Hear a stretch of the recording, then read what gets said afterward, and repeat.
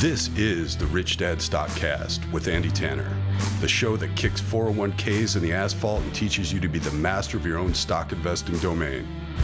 And here's your host, Greg Arthur. All right, welcome to the show. But before we bring on Andy Tanner, I really want to appeal to you guys to tell us what you want us to talk about. Tell us what you want to learn so that we can help you better, serve you better, and so Andy can be way more powerful. Okay, but let's talk about this show.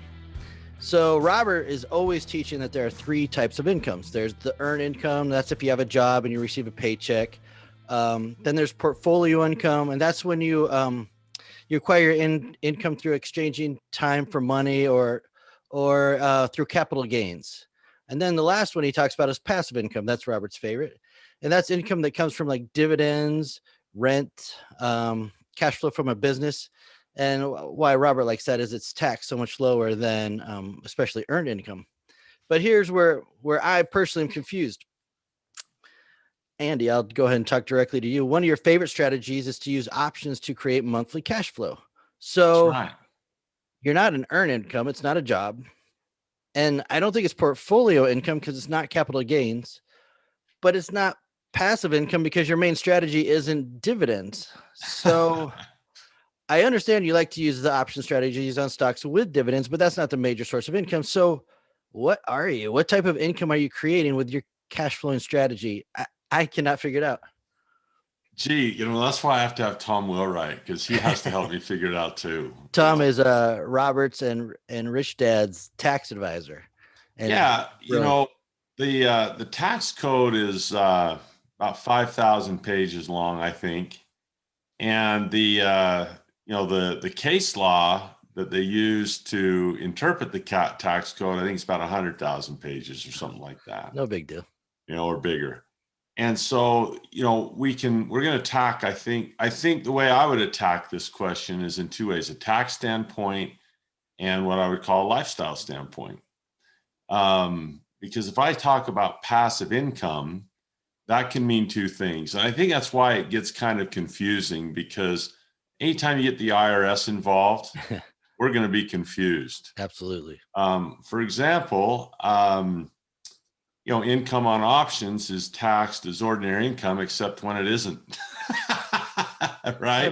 I have no idea what that means. And dividends are taxed as ordinary income, except when they're not. And qualified dividends are, capital gains, unless they're not. And so we'll talk a little bit about, see if we can clear up some of that muddiness and confusion by talking about it first from a tax standpoint. And then we'll talk about it, which is much more important and I think much more interesting to viewers and listeners, is a lifestyle standpoint. I agree. I got to tell you, taxes, I pay them, I hate them, but not an exciting topic. So good luck making the listener stay on. Those tax checks are some of the toughest ones. I'm glad I get to contribute to the common defense and a few things, but the efficiencies in which those taxes are used, and the amount they take seems to be a little out of, I've often thought that the amount of freedom you have can be measured by the amount of your stuff you get to keep. Okay. That's actually, if someone bigger and stronger and more powerful says, okay, what is yours is now mine by law, well, that tells you how much freedom you got. Anyway, I'm going to leave a lot of the tax stuff up to Tom Wheelwright. I don't like speaking outside of my area of expertise. But maybe I can create some great questions for, Rich Dad Advisor Tom Wheelwright. And that's why you have a team. That's why you have an accountant. So as you said, there's three buckets of income. There's active income, or what's often called ordinary income, job income, passive income, like a rental property, or, maybe someone has a licensing agreement where they license their brand or license their name, would be an example of passive income. And then there's portfolio income, which is basically stuff that you bought and put in your portfolio. And then when you sell it, you make some money and you pay what's called a capital gain. And all of these are taxed at different rates. Your ordinary income tax might be very low or very high, depending on how much money you make. If you're a professional, like a doctor or dentist, you probably paying a lot of taxes. And so let's talk about this from a lifestyle standpoint as well. If when I read Rich Dad Poor Dad, I can't remember what page it's on. It's somewhere in the 30s, 38 or something. For the first time, I saw that financial statement. And for me, it's my opinion that is the most important page in that book. I think that particular page is why it became the most successful personal finance book of all time, because I realized the difference visually, that I had a job bringing income in, or I could have an asset bringing income in. And, when we talk about passive income, we talk about income from a lifestyle standpoint that requires zero or maybe just the smallest amount of work. And Tom that's why dividends come up or rent comes up, because generally you don't do a lot of work. In fact, you don't do any work when you you get a dividend. And so just because it might be taxed differently, from a lifestyle standpoint, whether I'm receiving a check from rent or whether I'm receiving a deposit in my account from a dividend, it's still money that came to me because of something that I own. Right. And, it's basically profits from a business. If you have a rental property, you probably don't have it in your own name. You probably have a business called an LLC, and the rent is the income, and the insurance and the taxes and the payment is the out, and the maintenance is the outflow. And then what you have left is income that you didn't have to do a lot of work for. And we debate this a lot, Tom. Well, we don't debate it. We discuss it a lot because we feel the same way. That passive income, if I have a rental portfolio, I still am going to have dialogue with my property manager.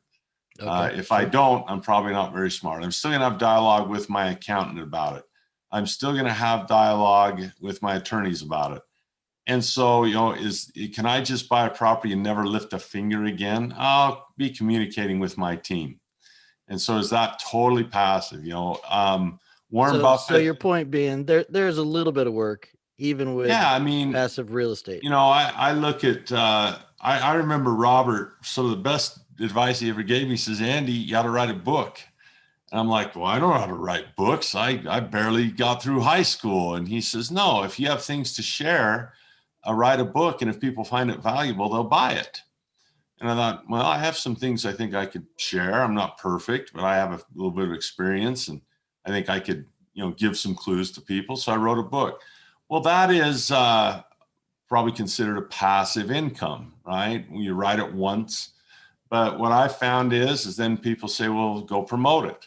So you get, you go on the circuit to promote your book or whatever, or you advertise, or you do a Facebook ad or whatever. So there's the idea of lifestyle is really important. So when I look at cash flow from stocks, let's talk about this in a couple of ways. I think it was Bob Dylan once said that a man is successful if between getting up in the morning and going to bed at night, he does what he likes to do. And so you want to decide, what do you like to do? I very much like income from stocks in two ways. Number one, I like income from stocks from dividends, as we just talked about. Okay, to me, that's the most passive you can probably get. Is that fair? I think it is in the stock market. I think it is. I think you could buy a share of Coca-Cola or buy a share of AT&T or any dividend, Apple, any dividend stock, and that stock sits there and the price goes up and down, but for decades, okay, possibly for some even centuries. You could never lift another freaking finger for centuries and just get that income in. Warren Buffett has bought his Coca-Cola back in 1983, 84-ish. So I don't know how many years ago that is, 30 plus years, almost 40 years ago. And he does not have to do anything. Coke is run by its CEO. Coke is run by the board. All the advertising, he doesn't touch it.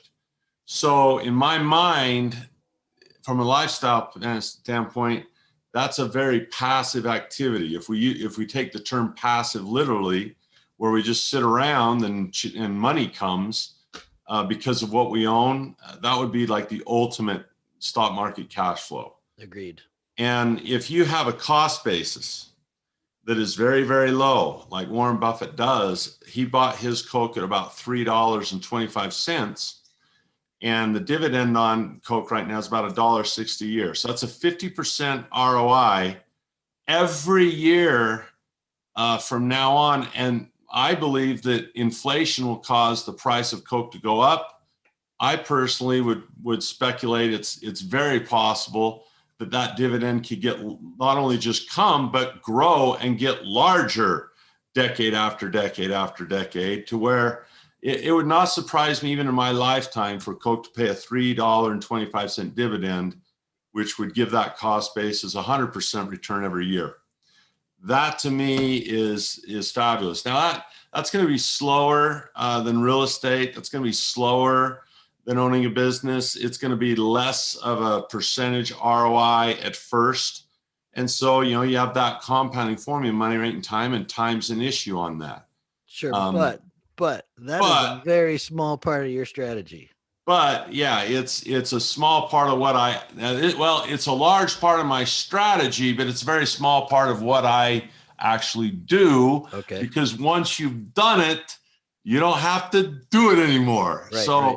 Strategy wise, I think it's the foundation of what I would want to do. I would love to be in Warren Buffett's shoes. He's kind of a model I like to follow. I see how many, he's got a couple growth stocks like Snow, but most of his stocks, and I believe, I have some stocks that don't pay a dividend, like First Solar is a stock I own that doesn't pay a dividend, but I bought it because they have boatloads of cash on their balance sheet, and the pressure for them to become a dividend stock is huge. And sooner or later, those shareholders are going to say, hey, when are we going to start getting some of this cash you guys are hoarding? Just same thing happened to Apple, right? When are you getting some of this cash? Okay, we'll start paying a dividend. Well, if I bought First Solar cheap, that's a passive income at a lower cost basis. So I get excited when First Solar price goes up, but not nearly as excited as I'd be if they announced a dividend, because my cost basis would be lower than the Johnny-come-latelys that buy it when they get a dividend. So that's an example of passive. And with your earlier conversation about taxes, that would be the lowest tax form you can get? Well, ordinary dividends are taxed as ordinary income. Qualified dividends are taxed as capital gains. And you get to talk to your accountant about which is which. Let's now shift. In fact, this is a good segue. Let's talk about option income. Because depending on how you invest, depends on how you're taxed. It's so important to have an accountant on your team. For example, my wife is a real estate professional. She has a real estate license. She does not go out and have a website somewhere. She says, let me sell your house for you. She doesn't want a job, but she does spend an inordinate amount of time on looking for deals, getting deals ready, managing deals, all this stuff like that. And so being a real estate professional actually puts her in a different tax situation. And since we file jointly, it actually puts me, just because I'm married to a real estate professional and we pool our income as filing jointly, that puts me in a different tax situation against what I do. And some of the income that might have been counted as ordinary might become passive now, or might become portfolio now. And so another example of taxes is, let's say I trade a lot of options. Now that's something I do. I trade a lot of options. Well, if you were to trade, a whole bunch of options and spend, again, an inordinate amount of time trading options, investing time in doing it, which is less, this is crazy because it's less passive in your lifestyle, but it might be taxed more that way in the tax world. So it gets really, really screwy that way, because you can do what's called active trader status. Okay, that's my question. Do you have to get a title or some sort of? Yeah, you talk to like my wife files as a real estate professional. An options trader who's insanely active might file as an active trader and say, hey, this is kind of what I do for a living, and I trade a lot, and a certain amount of my income comes from it that's large, or a certain amount of time I spend is large. Then all of a sudden those options that used to be taxed at ordinary income rates might be now taxed at capital gain rates. So I take all that tax stuff and I say, Tom Wheelwright, here, you tell me what to do. I'm just going to do the things I like for my lifestyle.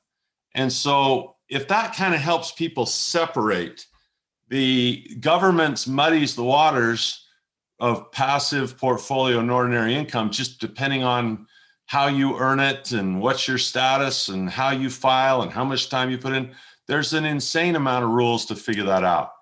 For the viewer and the listener here, what I'd invite you to do is say, how do I want to live my life? So is my income from options passive? Well, let me give you an example. Yesterday not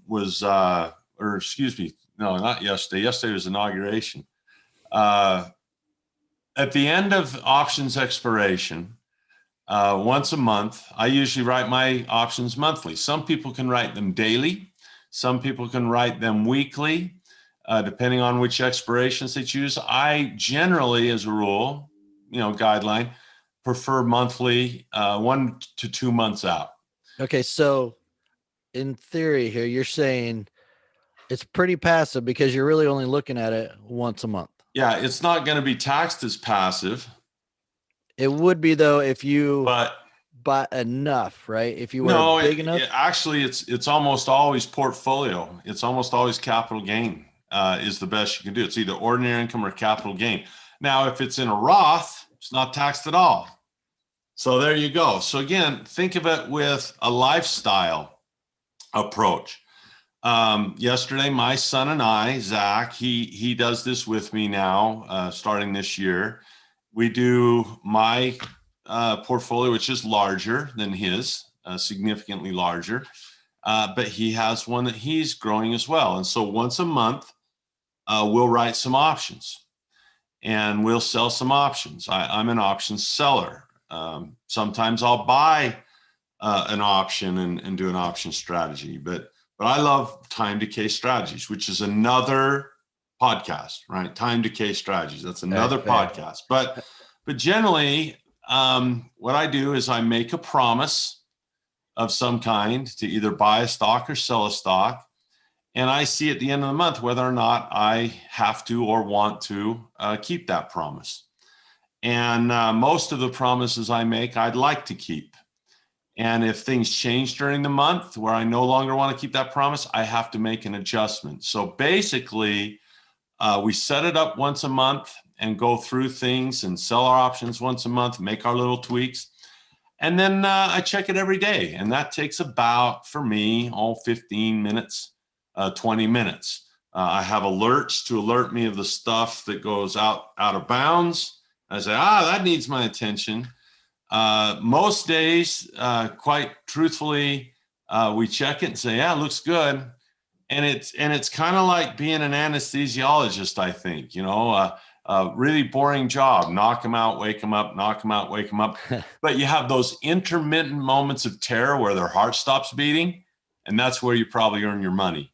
And that's a lot about, how I feel is, check the stock. Okay, great. Check the stock. No, like today, I looked at it before our podcast and nothing to adjust, it's another day of time decay, So Andy, there's two things here. One, you're sounding a little lazy.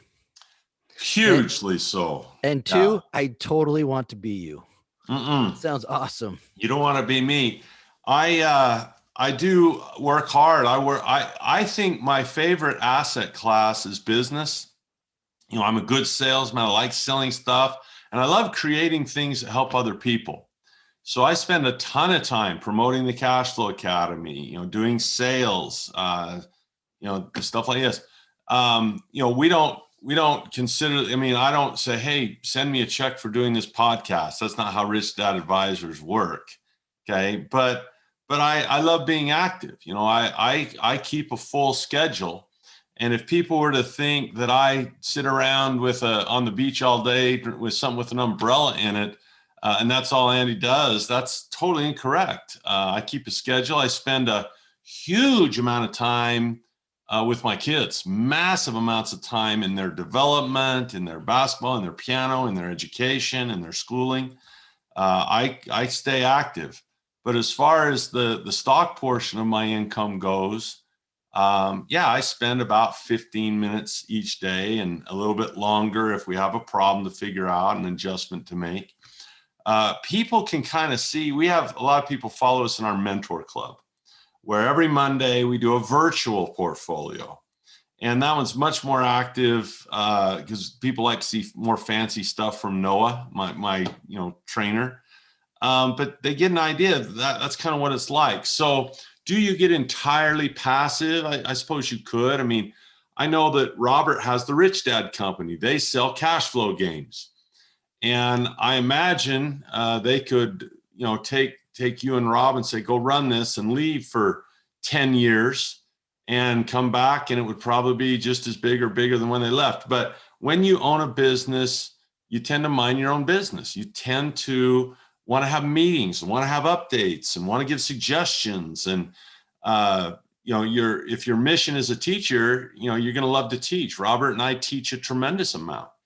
I love teaching, so I spend time teaching. So, what is passive and what is active? I think you look at your lifestyle and what you want to do. If you want to do absolutely nothing, buy stocks, let the dividend get higher, and do the Warren Buffett thing and let compounding do its work. Find some solid companies. If you want to be more active, sell some options once a month. If you want to be more active, become a day trader. If you love it and you love the adrenaline rush, then sit at a computer screen all day long and day trade and make your money actively. That's fine. You're still having money work for you. You're still compounding. So I'll say that. There's also times where I will speculate. And those are the trades that take the most time. I'm doing a little bit of speculation right now simply because the market's so high. Putting money into new stocks for the long term is, I just think the prices, like Tesla right now has a PE of 1,600. Okay. That means it's got to grow a lot to justify that price. Gotcha. Yeah. So I'd rather trade, for example, I'd rather speculate and sell a put option on Tesla to buy it at $400, half price or whatever it is, and get paid a nice premium. Probably get $1 a contract on there. And so you want to make $1,000, promise to buy a $500,000 worth of Tesla at half price, right? Whatever you want to do. So very important though, the more active you get, the more financial education you want to have. The more option strategies you engage in, the more you want to learn how to hedge and how to protect, because the market can get away from you. If you want to be an option seller, better be willing to keep those promises you make, or know how to adjust and position size for those you don't. And so it always on this podcast, seems to land in the same place, that if you'd like to have money work for you in some way, then education is a core. Probably the most important distinction we can make, Greg, on this particular episode is to talk about income we work for at a job as ordinary, and then income that you would buy low and sell high on is buying stuff and selling stuff, which is capital gain, and then income that would come continually because you had something. So let's give an example to finish up, let's give an example of each one, both in real estate and stocks, of income that's involved in both of those asset classes. We'll send the tax ramifications to our accountant, and let's just talk about our lifestyle, okay? All right. Let's start with real estate. So my wife has a real estate license, and she could go work for Remax or for Century 21 or Berkshire Hathaway, and she could get up in the morning and put on a suit, a business attire, and she could go out and spend her time selling houses for people and buying houses for people, earn some tips, 6% commission on those, and earn a living. That's an active income in my mind. How it would be taxed, we'll leave that to the accountants. But that's an Okay. active income where we're working for money, basically, right? So We're out there working. Ordinary income. Yeah, we're working for money, okay, in real estate. Okay, the second thing she could do is she could flip homes. And she could go out and raise money from private lenders, buy houses, renovate those houses, sell them at a profit, pay back the private lender with profit, and collect money and pay a capital gains tax. That's buying low and selling high. Kenny hates that. That's portfolio income, correct? Yeah, Robert hates that. He hates buying low and selling high. However, I would say this. I know people that, well, think about this. There's a company where I live in Utah called Ivory Homes. And you know what they do? They find an empty lot. They're a developer. They find an empty set of land and they get it zoned and they buy it and they plumb it and they get the sewage there and the electricity there. And then they build all these houses and they sell them brand new. And there's model homes and they just have development after development. That's their business. Well, the guy that owns that business, he might not even come into the office anymore. You know, it might be just like Robert, you know, comes in the office once in a while, but he has guys that run it for him. Well, that's a developer. Well, a redeveloper is a flipper. I know people that flip over 100 houses a year, but have a passive income lifestyle because they have a business that does the same thing Ivory Homes does, except they buy existing homes, put a bunch of money and fix them up and sell them at a higher price. Okay, so we're doing two things here. The original, just a everyday single family home flipper, that's portfolio. Yeah. But then if you own a company that does that, and that company is based on systems, so the owner doesn't really have to be there. He has Systems a BI triangle. Systems can be technology. They could also be people. Yeah. But the point being, the owner doesn't really have to be there. That then is passive income. Yeah, and the taxes wind up however the taxes wind up, depending on what they do with their accountant. But you know, how much time in your lifestyle do you spend? Well, I know one guy in Salt Lake that's a flipper, and he flips about 16 homes a year. But he doesn't, you know, he skis every day, and he has some nice systems that buy low and sell high like a redeveloper would. Now he has risks in doing that. Right. And there's tax ramifications. It's hard to 1031 those all the time. So Kenny's preference is, look, the third one, and that's where we'll talk about Kenny, is raise a bunch of capital. So you have none of your own money in the deal. Like use Robert's money is how Kenny does it. And then buy a large, or it doesn't have to be large. It could be one home, wouldn't matter. And then keep it. And your goal there, this is very important. You're selling something other than the asset. This is very important. Listen to me very carefully. You're selling something other than the underlying asset. You're using the asset to produce value. So rent is different than the sale of a home, isn't it? Collecting rent is different than the sale of a home. Absolutely. And so that would be, in my mind, an ideal scenario. You know, do we put some work in? We have a property I don't have a large rental portfolio in comparison to Kenny and Robert's, not even close. But we have a property management company that sends us, you know, they collect the rent, and if there's a problem, they send the maintenance people over and they, you know, whatever we need, and we just get the check from them. They take a percentage, but for us, it's worth it not to do the work. Right. Absolutely. Where we don't have to think about it as much. Still got to think about it, but not as much. Okay, let's talk about stocks. I could go and get a Series 65 or a Series 7 or a Series 4, and depending on what I want to do, and I can start a hedge fund, or I could go work at a brokerage. That'd be active income. I get up, put on my suit, go to work, call my clients, sell stocks, make transactions. You know, there you go. Try to get money in the firm. You know, there you go.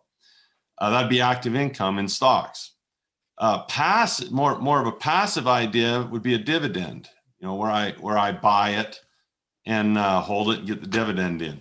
Right. Another thing could be I could be a day trader. I could buy low or sell high, and a swing trader. I could buy low and sell high. That's like a flipper, isn't it? Right. It's just like a flipper. Or I could hire a team of people that are really good, like Jim Simons did. Now it becomes a business. So as you think about stocks, think about your lifestyle, whether you like learning about companies, whether you like, I think it's very similar to any other business, really. It's just the thing that's nice about stocks is someone's already running the business and you get to say, do I want to buy into something that's existing, rather start my own? Or, you do the same thing. If you send your money to Kenny in a syndication, well, you found a business owner that can run it well, and you're going to hand your money to him and say, I want to be a part of it. Great.